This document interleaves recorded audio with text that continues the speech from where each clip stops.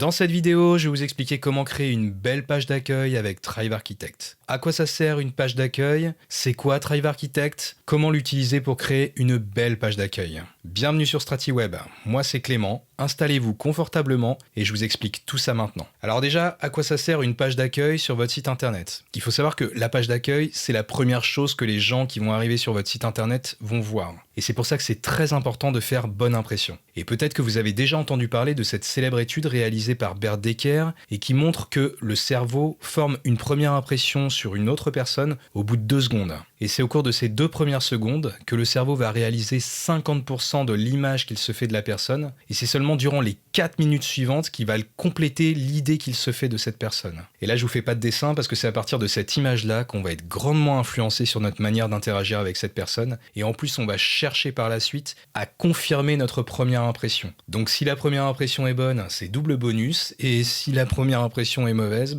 c'est double peine. Alors du coup, imaginez l'impact que peut avoir votre page d'accueil sur l'état d'esprit et le jugement que peuvent avoir vos visiteurs vis-à-vis de vous et du reste de votre site. Mais sans plus attendre, voyons ensemble à quoi ressemble une belle page d'accueil. Et donc nous voici sur la page d'accueil du site Pause Nature d'Adrien. Et donc vous voyez que ici on a une page d'accueil qualitative, ça donne une belle première impression. Et vous voyez que si je descends, je peux constater que la page est claire, aérée, elle est propre. Et puis elle m'inspire une impression de qualité. Évidemment, il y a la question du design, mais il y a également la question de la construction des éléments de cette page d'accueil. Vous voyez que pour avoir une bonne page d'accueil, il y a déjà, dans un premier temps, il me faut ce qu'on appelle un en-tête ou un header en anglais. Ici, donc du coup, je me retrouve avec les principales catégories du site. Ici, j'ai le logo du site. Et puis, vous voyez, de l'autre côté, j'ai d'autres catégories et également, ce qui est important, les ressources gratuites qui nous permettent donc de proposer des bonus à notre audience et capturer leur mail. Juste en dessous, vous voyez que j'ai une belle photo donc d'Adrien qui est en train de photographier la nature, le paysage. Donc on comprend tout de suite de quoi il s'agit, on est tout de suite visuellement plongé dans l'univers de la photographie. À côté, juste à côté, on a un encart avec le message principal qui est progresser en photo animalière. Et donc là tout de suite je sais quelle est la proposition de valeur du site, je sais pourquoi je suis là. En dessous j'ai un petit texte qui m'explique que voilà, on traite ici de photo animalière et que si vous êtes un amateur de photo animalière mais que vos photos ne sont pas aussi réussies que vous aimeriez, le site vous propose de vous aider à devenir un meilleur photographe animalier. Vous avez juste en dessous un gros bouton bien visible qui vous propose de commencer maintenant. D'ailleurs vous voyez que si je clique dessus, je vais descendre tout de suite. Ici à gauche, je me vois proposer les guides gratuits. Et que ici de l'autre côté, on a également une formation de proposer. Ici, juste au-dessus, on a de la preuve sociale. Donc Pause Nature a été publié dans l'ensemble de ces magazines ou de ces sites internet. Juste en dessous, on a une formation qui est l'art des photos pastels. Vous voyez, donc ça c'est une formation payante. Voir le programme avec des avis Google juste en dessous. Pour la preuve sociale encore également. 140 articles sur la photo animalière, donc ici on arrive sur l'espace blog, donc ça c'est assez important pour montrer à votre audience que vous produisez du contenu et donc qu'ils peuvent se familiariser avec votre contenu avant de pouvoir acheter quoi que ce soit sur votre site. Et enfin un encart de présentation pour dire qui vous êtes, quel est votre parcours, en quoi vous seriez légitime pour proposer le contenu que vous proposez à vos visiteurs. Et enfin vous voyez que juste en dessous, on termine avec ce qu'on appelle le footer, qui est l'ensemble des liens utiles disponibles sur le site. Donc que ce soit les ressources gratuites, les formations payantes, également des stages photos proposés ou des pages de contact et d'infos tout en dessous, des liens vers les réseaux sociaux éventuellement. Alors retenez bien que vous n'êtes pas obligé d'avoir tous ces éléments sur votre page d'accueil. Néanmoins, je vous invite vraiment à avoir le minimum, c'est-à-dire un message clair sur votre site tout en haut et en gros qui vous permet d'indiquer à votre audience en quoi vous allez les aider. Éventuellement, un texte un petit peu descriptif qui rentre en détail dans la thématique que vous abordez. Très vite, un bouton d'appel à l'action qui vous permet d'orienter votre audience vers un bonus gratuit que vous capturerez à l'aide d'un formulaire de capture. Si je devais ajouter d'autres éléments, je vous conseillerais d'ajouter un encart qui vous présente vous, votre histoire, et également les liens qui mènent vers votre contenu, que ce soit vos articles de blog ou votre chaîne YouTube. Alors maintenant, c'est quoi Thrive Architect?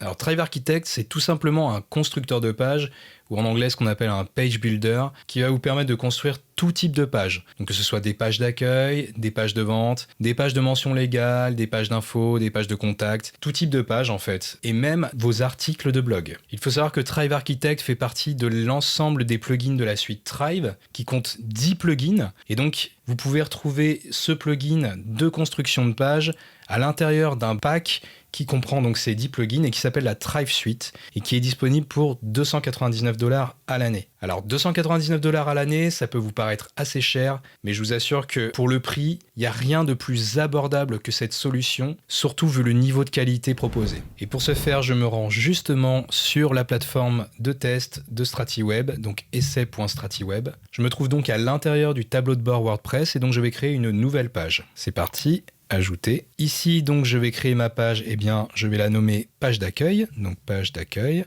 voilà, et je n'ai plus qu'à lancer Thrive Architect. Un nouvel onglet s'ouvre, et là, vous voyez que Thrive Architect me propose 4 options différentes, donc soit une page normale, c'est-à-dire une page de blog classique, avec le contenu encadré par l'entête, le pied de page et la sidebar. Deuxième option avec, eh bien, une page vierge, avec juste l'entête et le pied de page déjà défini, ou alors la troisième option qui est la même chose mais sans l'entête ni le pied de page. Et enfin, eh bien, une page prédéfinie qui est déjà préconstruite et prédesignée par Thrive justement. Alors nous, on va choisir cette option parce que ce sera plus facile d'avoir des éléments déjà préconstruits. C'est parti, je clique dessus. Et là, donc, vous voyez qu'il me propose plusieurs thèmes différents, hein. Je peux avoir le quick theme, donc c'est le thème rapide qui se charge beaucoup plus rapidement.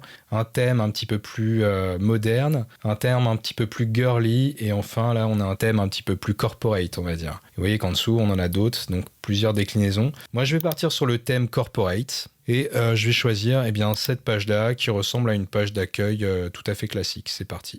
Donc je clique dessus et eh bien, j'applique le modèle. Comme vous pouvez le constater, l'intérieur est en anglais, hein, c'est normal, les templates sont construits en anglais. Laissez-moi 2 minutes pour le traduire en français et on se retrouve tout de suite. Et voilà, il m'a fallu 2 minutes donc juste pour traduire l'ensemble de la page. Et vous voyez qu'on se retrouve avec une belle page d'accueil, cette fois-ci avec le contenu en français. Alors une autre chose que vous pouvez constater, c'est que l'ensemble des options du Thrive Architect sont également en français. Alors ça, c'est quelque chose que nous proposons sur StratiWeb. Si vous avez déjà l'un des plugins Thrive ou l'ensemble des plugins Thrive, téléchargez notre traduction dont vous pouvez retrouver le lien juste en dessous dans la description de la vidéo. Alors pour vous faire une idée précise de l'interface de Thrive Architect, vous voyez que ça se présente un petit peu comme en fait un tableau, comme une peinture. Tout le centre, ce serait la toile de la peinture. Et vous voyez que tout autour, vous avez un cadre qui est un petit peu plus grand là sur le côté gauche, même si je peux évidemment le réduire et le développer. Mais lorsque je fais tout le tour du cadre de ma page, j'ai différentes options et chaque bord du cadre correspond à un rôle bien particulier que je vais vous présenter tout de suite. Et c'est ça qui va vous permettre de comprendre la logique de Thrive Architect. Ce sont ces 4 éléments constitutifs du Page Builder. Alors pour commencer, je vais débuter avec évidemment celui qui apparaît en premier lieu, le plus imposant, c'est celui de gauche. En fait, ce sont toutes les options accessibles pour chaque élément. Les éléments, ce sont eh bien, les textes, les boutons, les images, les blocs, bref, tout ce qui constitue l'ensemble de votre page. À chaque fois que je vais cliquer sur un de ces éléments, à gauche va apparaître l'ensemble des options d'édition de cet élément. Donc vous voyez que par exemple, eh bien, pour le texte, ça va être les options principales, donc la couleur, la police, les caractères, est-ce que je le surligne, est-ce que je le surligne pas, est-ce que je le transforme, l'interligne, etc. Pour le bouton, ça va être un peu différent. Pour les images, ça va être encore un peu différent. Je vais pouvoir remplacer l'image pour une image, etc., etc. Et donc, vous voyez que ces options d'édition sont hiérarchisées en différentes catégories. Donc, vous avez les options principales que je viens de vous présenter pour le texte, mais vous avez également, donc pour tous les éléments, la disposition et le positionnement, le style d'arrière-plan, qu'est-ce que je vais mettre comme image ou comme couleur derrière, bordure et coin, défilement vertical, est-ce que c'est statique ou est-ce qu'on peut faire des effets de parallaxe, des animations et des actions, donc pour faire des petits effets, par exemple faire apparaître mon texte ou mon bouton avec un petit effet dynamique? Est-ce que je rajoute des ombres à mon texte, à mes images, à mes cadres, oui ou non?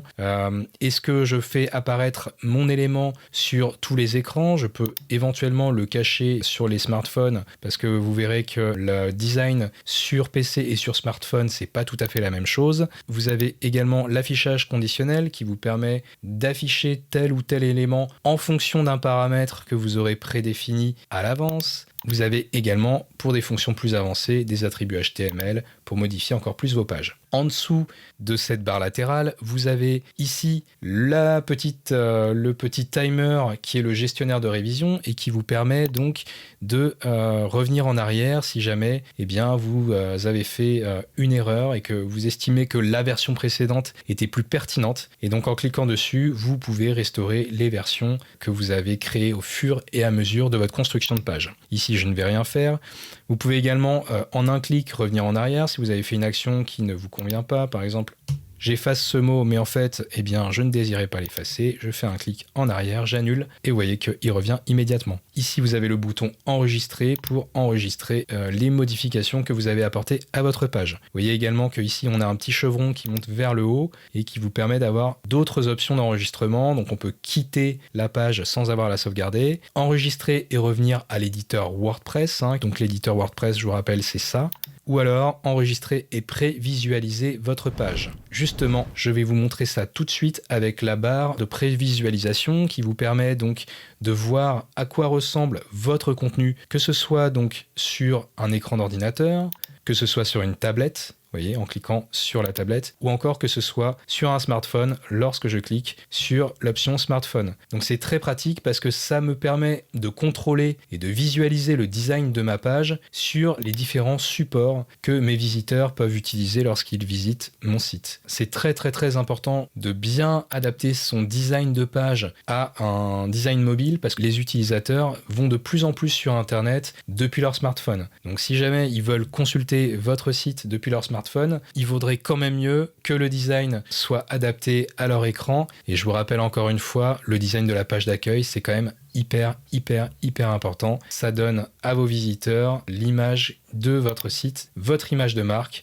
ce à quoi ils peuvent s'attendre sur le reste de votre site. Alors, vous voyez que si j'apporte une modification à mon site, je peux voir également ce que ça donne en cliquant sur aperçu et vous allez avoir l'aperçu de votre page en plein écran. Autre élément important, c'est la barre de droite qui est la barre de contrôle de votre Thrive Architect. Et vous voyez qu'on a plusieurs icônes dans cette barre latérale et je vais vous présenter brièvement donc à quoi correspondent ces icônes. Donc si je clique sur le petit plus, vous voyez que là, la barre latérale se déroule un petit peu. On voit apparaître donc tous les éléments que je peux venir sélectionner ici, glisser à l'intérieur de ma page pour construire, ajouter des éléments que je voudrais voir apparaître sur ma page. Donc par exemple, voici un élément de garantie, ce qui peut être intéressant sur une page de vente. Et vous voyez que là, il me propose directement des modèles de garantie, des modèles prédesignés. Donc moi, je peux choisir par exemple celui-ci. Vous voyez qu'il apparaît immédiatement.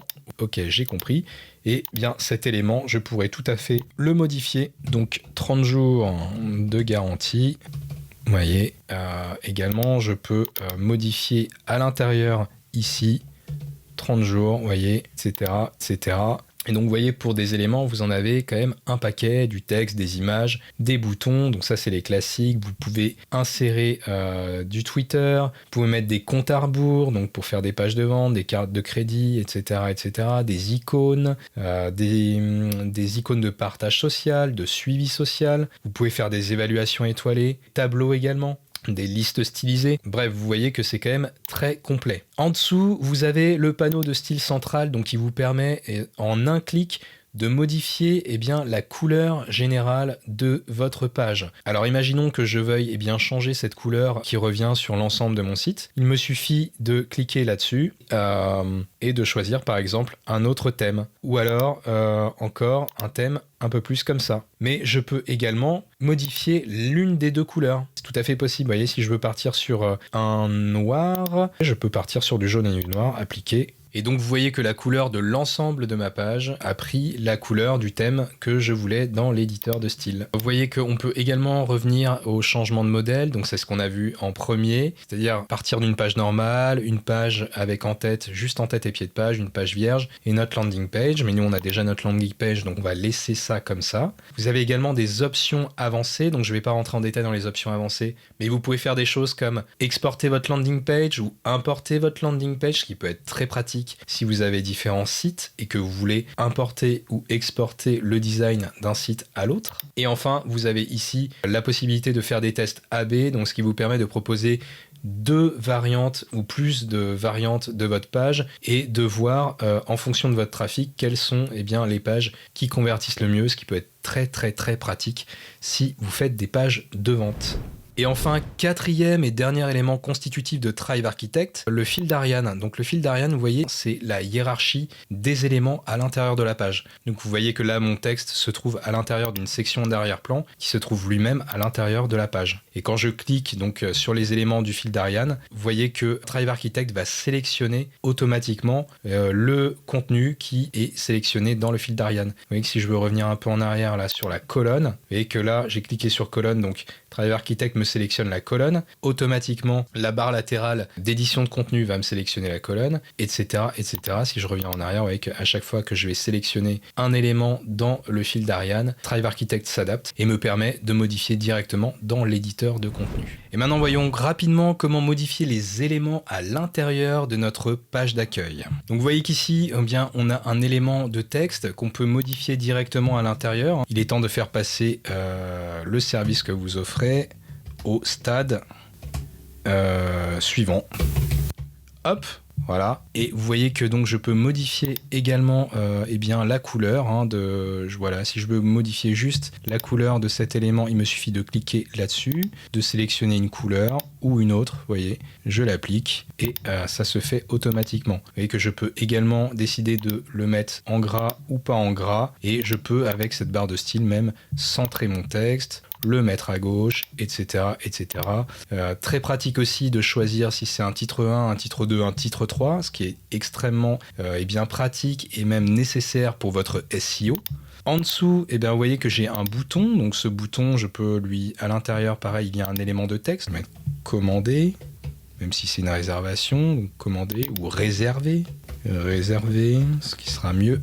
Puisque c'est un appel. Vous voyez, à l'intérieur de ce bouton, je peux même rajouter une icône. Donc cette icône, je peux la changer si je veux. Il suffit de cliquer sur l'icône. Moi, je vais choisir un chevron qui va vers le bas. Hop, vous voyez, ce bouton, si je veux lui donner un lien, donc je clique sur le bouton, vous voyez, je suis toujours assuré que je suis sur le bon élément grâce au fil d'Ariane. Et donc je peux tout à fait lui donner un lien à ce bouton, lien qui apparaît ici, vous voyez, dans les options principales. Et donc ça peut être un lien dynamique qui va mener vers un élément de la page. Par exemple, si je veux décider que ce bouton amène en bas de la page, il me suffit de cliquer sur encre, de sélectionner la cible. Et vous voyez, la cible, je voudrais que ce soit là, sur cette section d'arrière-plan, pour amener vers ce bouton-là. Donc je clique, voilà, c'est fait. Ajouter un lien, hop, je vais enregistrer. Et vous voyez, je vais vous montrer que ça marche tout de suite, puisque si je vais dans Aperçu et que je clique sur ce bouton, vous voyez, il m'amène immédiatement à l'endroit où je le voulais. Mais bon, ce n'est pas forcément ce qu'il y a de plus judicieux. Le mieux, c'est quand même de mettre un hyperlien. Donc moi, j'enlève cet hyperlien et ce que j'aimerais, c'est quand même mettre une URL qui mène vers une page de réservation pour mes coachings. Vous voyez, vous n'aurez plus qu'à copier-coller l'URL dans cet encart-là. Le bouton mènera directement vers votre page. Vous pouvez tout à fait également vouloir qu'un nouvel onglet s'ouvre dans le navigateur de votre utilisateur, mais c'est pas forcément nécessaire. Voilà, vous avez cette option et vous pouvez modifier donc tout un tas d'options pour ce bouton. Vous pouvez donc le changer de place. Vous pouvez le rendre un peu plus gros, XXL. On va le laisser. Voilà, on peut le rendre full. On peut évidemment, voilà, modifier sa largeur, etc., etc. Autre élément important dans une page, ce sont les images. Vous voyez que ici j'ai une image que je peux remplacer par une autre. Donc si jamais cette image ne me convient pas, je peux en mettre une autre. Et vous voyez que ça se remplace extrêmement facilement. À noter également donc, que je peux ajouter d'autres éléments dans ma page. Donc vous voyez que ici je peux ajouter par exemple tout un tas d'éléments. Ils sont très très nombreux à être proposés par Thrive Architect. Et vous voyez tout au-dessus, on a également ce qu'on appelle les blocs. Donc un bloc, ce sont des templates prédéfinis, mais pas pour toute une page, juste pour des petits éléments. Donc vous voyez là, on a tout type de blocs, assez pratique. Et donc je peux mettre des éléments de témoignage, des éléments d'équipe, des statistiques, etc. Moi, par exemple, si je voulais mettre des éléments d'article, comme on en avait parlé tout à l'heure, je peux le faire, vous voyez. Il me suffit de cliquer dessus. Alors là, il n'y a pas d'article sur ce site, donc forcément, pour l'instant, rien ne s'affiche, mais vos articles s'afficheraient avec les images correspondantes. Voilà, donc sachez que je vous ai montré à peine 10% des possibilités offertes par Thrive Architect et que cet outil est bien plus puissant, mais je voulais simplement vous faire un tour d'horizon des possibilités offertes par ce plugin. Je vous rappelle justement que si vous voulez essayer gratuitement Thrive Architect pendant 7 jours, totalement traduit en français, vous pouvez le faire grâce à notre plateforme d'essai. Il vous suffit juste de cliquer dans le lien qui se trouve juste en dessous dans la description de cette vidéo. Il vous reste plus qu'à vous amuser avec Thrive Architect et de faire de belles pages d'accueil. Et je vous dis à bientôt sur StratiWeb.